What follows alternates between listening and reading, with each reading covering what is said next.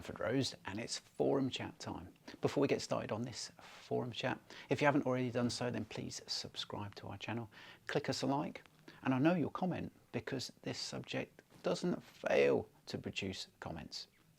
Let's roll the supercharger. So here's a picture of the post on a forum somewhere. Phenomenal, I want one. And then you look down and it's got 109 comments. I mean, what's not to like about it?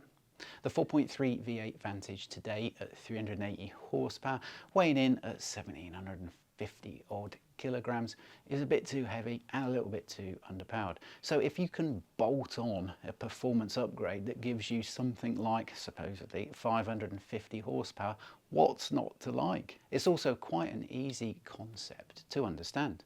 You know, fundamentally this V8 engine in the Aston is derived from Jaguar, and Jaguar bolt a supercharger into that valley. I've done many a video on this, but you can quite easily summarize it in a couple of statements. If you are a budding young petrol engine performance development engineer, well, apart from being screwed today because everything is going electric, and you were sat down in front of the interview panel and they were to say to you, we've got this engine at 380 horsepower that's naturally aspirated. So when you open the throttle, the inlet manifold is at atmospheric pressure. Given your vast knowledge of engine performance development, if we wanted to take that engine to 450 horsepower, what boost, what pressure in the inlet manifold do you think you'd have to run? Now that's a 50 odd bhp increase. And if you said something like, well, I think that 10 to 12 psi boost would get that increase in power, you'd probably get some approving nods by the interview panel and you'd move on to the next question. If you said something like a wheezy 2 or 5 psi, you'd probably be shown the door. And then someone says, right, well, you know, we've got this V8 engine at 380 horsepower, we want to get it up to 550. What boost do you think we'd have to run to get that power? Now the clever answer to bag the job would be, well, that's quite a delta increase.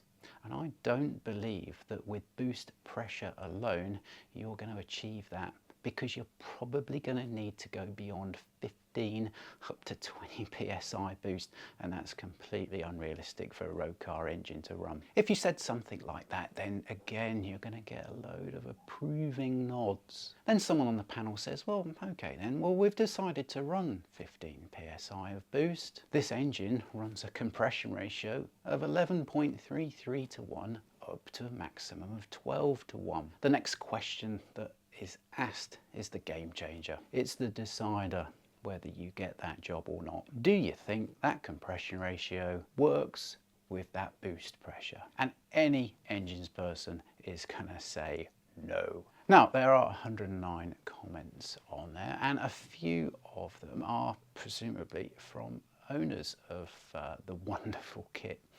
And a few of them do say, well, you know, it's not all about the peak power.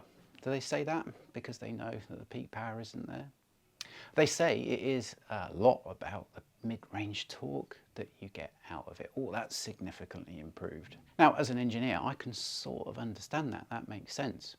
I know that that V8 engine would probably respond well to low to medium engine speed boost. The high compression ratio and the risk of detonation, it could all tolerate that at lower speeds. And then I can understand as an engineer that as this engine speed increases, it wouldn't tolerate the same incremental rise in boost, and you'd have to curtail boost by limiting.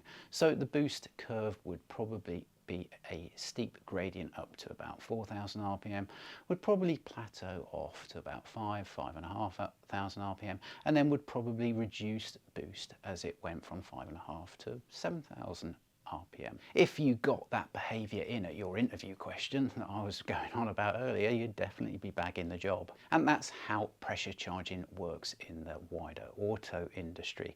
You know, to pass emissions standards, engines have been downsized and then pressure charged.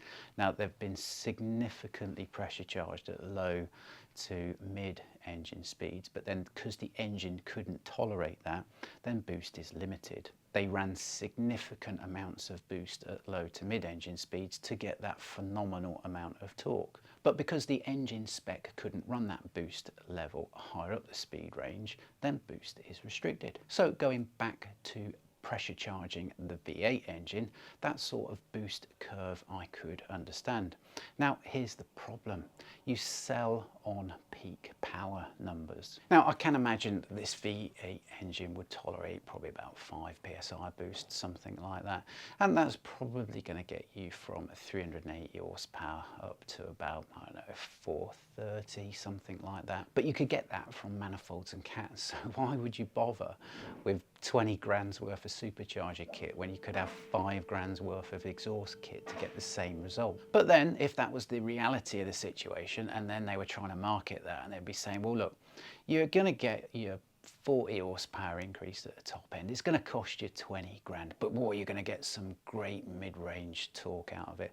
They wouldn't be able to sell that. It hasn't really got the glamour. Another comment on there by someone that obviously has some knowledge is that today they're on kit number 43. Well, I know from the early days that they have been retailing this kit since 2010. That means that they've sold something like 3.5 per year. And it's a wonder those revenues even support the business continuing. There's comments on there about having drag races between certain supercharged cars and certain naturally aspirated cars. Well, this drag race has already been done. It's actually a race, and it was at Snetterton Race Circuit, and it was Aston Martin Owners Club GT4 racing. There was one supercharger car on the grid, and there were many 4.3 and 4.7 naturally aspirated cars on the grid. There were many cars that posted faster lap times than the supercharger car, and this is all freely available information on the internet